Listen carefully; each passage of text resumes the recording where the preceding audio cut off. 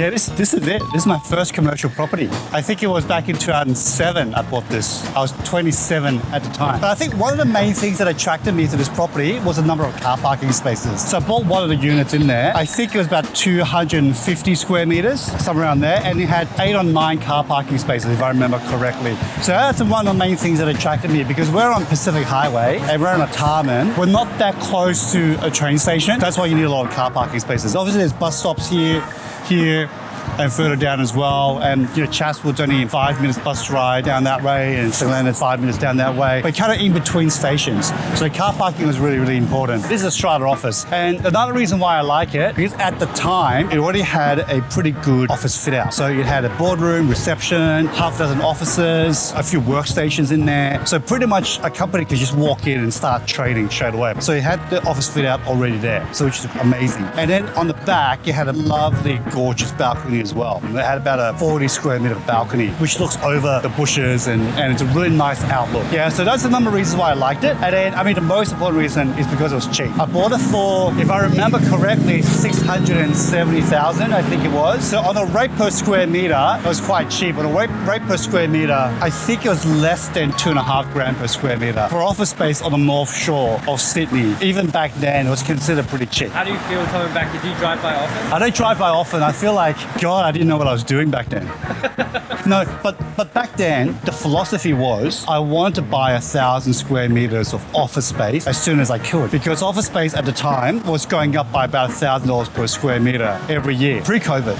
This is 2007. So the couple of years leading up to the GFC, office prices were going up in Sydney by about $1,000 per square meter. So I figured if I could quickly acquire 1,000 square meters of office space, I'll be a millionaire. I'll make $1 million for 1 or 2 years. And then right after I bought it, or shortly after I bought it, the GFC came. So my strategy, my plan pretty much was paused and didn't quite work. But thankfully, I still made money out of this deal. I had to hold it for, I think, a couple of years before I can sell it because of the GFC. I sold it, I think, at the end of 2009, if I remember correctly, and I sold it for over $900,000. It wasn't too bad because I found a tenant before the GFC, so which is quite fortunate, and the tenant was just paying rent and everything was fine. So I did okay out of it. Probably a little bit under $200,000 after cost, but I don't know, let's have a look. I don't know what it is right now. Last time I drove past this, might have been like a few years ago. There was an F45 in here.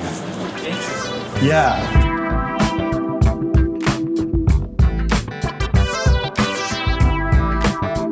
Yeah, so it looks like they've done a bit of update or reno on this building. So when I bought it like almost 20 years ago, like it wasn't like this. It was just some I don't know, tiles or something like that. But it looks like they've done a bit of an upgrade, a bit of a refurb. So that looks pretty cool. Looks a lot more modern. But F45 is not here anymore. So I wonder what happened. I think I had 8 car parking spots on this level inside this building. Oh God, you can't see the balcony from here.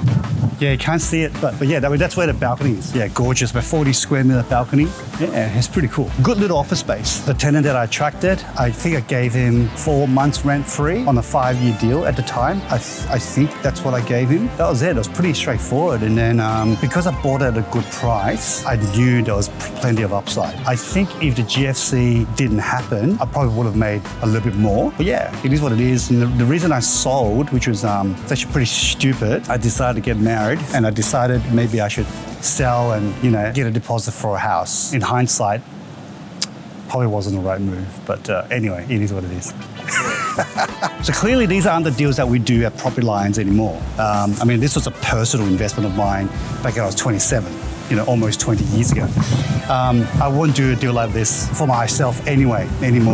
But it was my first deal, first time doing commercial property deals. Still came out with a bit of profit, so it's good. The stuff that we do right now are a lot bigger, a lot more sophisticated, and a much better upside as well, and far lower risk. No one wants to do office space anymore. So really, you've got industrial and retail, and maybe a few things in between, medical and things like that. But I think industrial is a lot more easier to understand. Industrial is a defensive asset class. Even in a bad economy, people still need industrial property. And look, every asset class goes through its cycles, but industrial is probably going for a strong cycle at the moment. And I think in the short to medium term, it will still outperform most of the asset classes, generally speaking. 80% of what we do is industrial. We do a bit of retail, obviously, as well, and bits of other stuff as well. But 80% of our clients want industrial because they see the upside, it's easy to understand, it's low risk. I think the main thing is don't be afraid if the property is vacant. As long as you can get it at the right price, it's okay if the property is vacant up front. The advantage of being able to buy it at a good price is that you can undercut the market when you're trying to lease the property out, which means your vacancy risk is significantly reduced. I put this one vacant and it turned out all right.